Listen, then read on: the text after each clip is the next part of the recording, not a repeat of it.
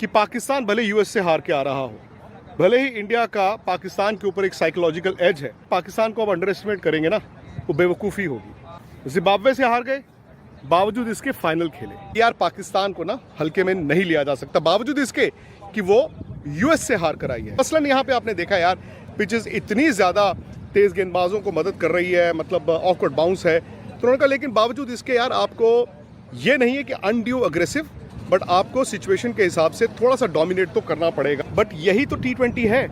आप ये सोच लो ये यूएस से हार के आ गया और हम इनको हरा देंगे, ऐसा नहीं होता। उन्होंने कहा बाय द वे पाकिस्तान भाई हम जानते हैं कि ऐसी टीम अनप्रेडिक्टेबल है। वो लास्ट वर्ल्ड कप में ऑस्ट्रेलिया में और ये जिम्बाब्वे से हार गए, बाहर हो रहे थे, फिर फाइनल खेले। वर्ल्ड कप 2024 पाक भारत टाकरा जो आज होने जा रहा है, इंडियन मीडिया का कहना है कि पाकिस्तान टीम खतरनाक हो सकती है। पाकिस्तान वो टीम है जो गिर कर उठती है। अगर पाकिस्तान ने पहले बॉलिंग कर ली तो इंडिया के लिए मुश्किल हो सकती है। आइए देखते हैं इस हवाले से और क्या बात हो रही है। कि पाकिस्तान भले यूएस से हार के आ रहा हो, भले ही इंडिया का पाकिस्तान के ऊपर एक साइकोलॉजिकल एज है, लेकिन रोहित ने कहा अगर पाकिस्तान को अब अंडर एस्टिमेट करेंगे ना, वो बेवकूफ़ी होगी। उन्होंने पिछले वर्ल्ड कप का हवाला दिया। उन्होंने कहा कि वहाँ पर पाकिस्तान के साथ क्या हुआ, जिम्बाब्वे से हार गए, बावजूद इसके फाइनल खेले। तो मुझे लगता है कि ये तो आपको मानना पड़ेगा कि भारत को एडवांटेज है। वो यहाँ पर एक प्रैक्टिस मैच खेल चुके हैं न्यूयॉर्क में, उसके अलावा एक मेन मैच खेल चुके हैं। भारत की टीम को यहाँ पर प्रैक्टिस का भी ज़्यादा मौका मिला है और इस वक्त मैं हूँ उस मैदान में जहाँ पर दोनों टीमों को प्रैक्टिस के लिए बुलाया गया है। यहाँ पर अभी भारत का ऑप्शनल नेट सेशन हुआ, सिर्फ 4 खिलाड़ी आए इंक्लूडिंग रोहित शर्मा, क्योंकि कप्तान को प्रेस कॉन्फ्रेंस करनी होती है मैच से पहले। पाकिस्तान की टीम आने वाली है और कप्तान बाबर आजम का प्रेस कॉन्फ्रेंस जो है उनकी थोड़ी देर में होगी। तो जैसे मैंने आपको बताया, रोहित शर्मा की जो प्रेस कॉन्फ्रेंस से खास बातें निकल कर आई हैं वो मैं आपको एक एक करके बता देता हूँ। बड़ी खबर यही है कि यार पाकिस्तान को ना हल्के में नहीं लिया जा सकता, बावजूद इसके कि वो यूएस से हार कर आई है। रोहित ये जानते हैं कि अगर भारत इस मैच को जीतता है, एक तो सुपर 8 की जो फॉर्मेलिटी है वो पूरी हो जाएगी और कहीं ना कहीं शायद इन पिचेस पर आप एक अच्छी टीम पाकिस्तान को हराते हैं तो फिर आगे के लिए आपके हौसले भी बढ़ जाएंगे। मैं फटाफट आपको बता देता हूँ पॉइंटर्स जो है, मेन बातें जो रोहित शर्मा की प्रेस कॉन्फ्रेंस। उन्होंने कहा कप्तान के तौर पर मैं प्रेजेंट पे रहता हूँ। T20 में मैं ऐसा नहीं है कि अंदर जाऊँ और 20 ओवर सोचूं कि 20 ओवर में क्या करना है। उन्होंने कहा मैं एक स्टेज पर 1 ओवर की ही बात करता हूँ, सिर्फ 1 ओवर एट अ टाइम, और उसके बाद फिर हम देखेंगे जी अगले ओवर में क्या होगा।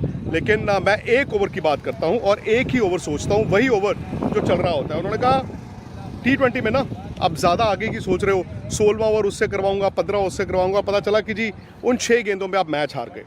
दूसरा उन्होंने ऋषभ पंत पे बात की। उन्होंने कहा ऋषभ पंत ना, क्योंकि 1.5 साल बाद क्रिकेट खेल रहे थे तो मेरे पास मौका सिर्फ IPL की शुरुआती मैच था उनको देखने के लिए, और मैं इतना उनको कुछ मैचों में देखकर ये समझ गया था कि ऋषभ पंत का अगर बेस्ट निकलवाना है तो वो नंबर 3 पर होगा।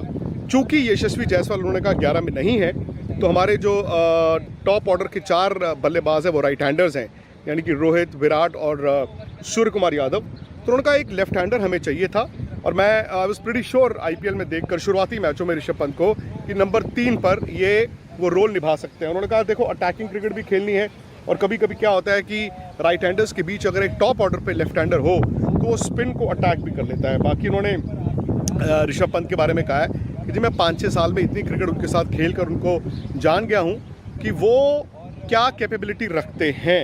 उन्होंने कहा कि ओपनर्स ही हैं 2, यानी कि रोहित और विराट हैं, जिनका बैटिंग ऑर्डर वैसा का वैसा रहेगा।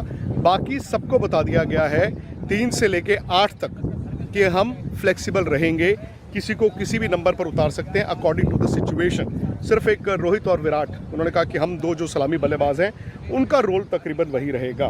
फिर उनसे पूछा गया उनके बारे में, तो उन्होंने कहा ऐसा नहीं है कि यार मुझे T20 में जाके मार धाड़ करनी है। उन्होंने कहा हमें बैलेंस करना पड़ता है।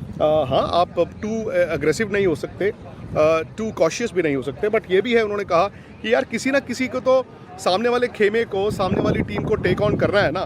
तो कंडीशंस के लिहाज से, पिच के लिहाज से, मसलन यहाँ पे आपने देखा यार पिचेस इतनी ज़्यादा तेज़ गेंदबाजों को मदद कर रही है, मतलब ऑकवर्ड बाउंस है, तो उन्होंने कहा लेकिन बावजूद इसके यार आपको ये नहीं है कि अनड्यू अग्रेसिव, बट आपको सिचुएशन के हिसाब से थोड़ा सा डोमिनेट तो करना पड़ेगा, और मैं अपनी गेम से खुश हूँ।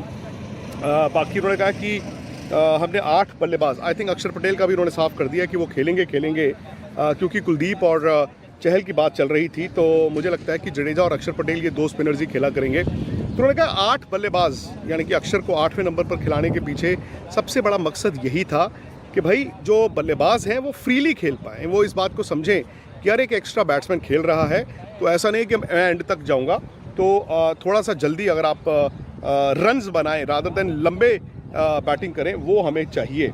फिर उन्होंने कहा कि देखो जी यूएस से हार के आया पाकिस्तान, जो मैं आपको पहले बता रहा था, बट यही तो T20 है।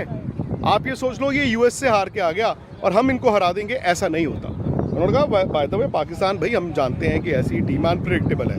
वो लास्ट वर्ल्ड कप में ऑस्ट्रेलिया में और ये जिम्बाब्वे से हार गए, बाहर हो रहे थे, फिर फाइनल खेले। तो उन्होंने कहा हम बेवकूफ़ी नहीं करेंगे, इस फॉर्मेट में ना गलती की गुंजाइश नहीं है। आप जैसा मर्जी खेल रहे हैं नहीं खेल रहे हैं, आपको दैट डे दोज 2 ओवर्स मतलब वो आपको वहीं पर आपकी गेम हारी जीती जाती है। तो हम पाकिस्तान के साथ वो गलती नहीं कर सकते टू अंडर एस्टिमेट देम।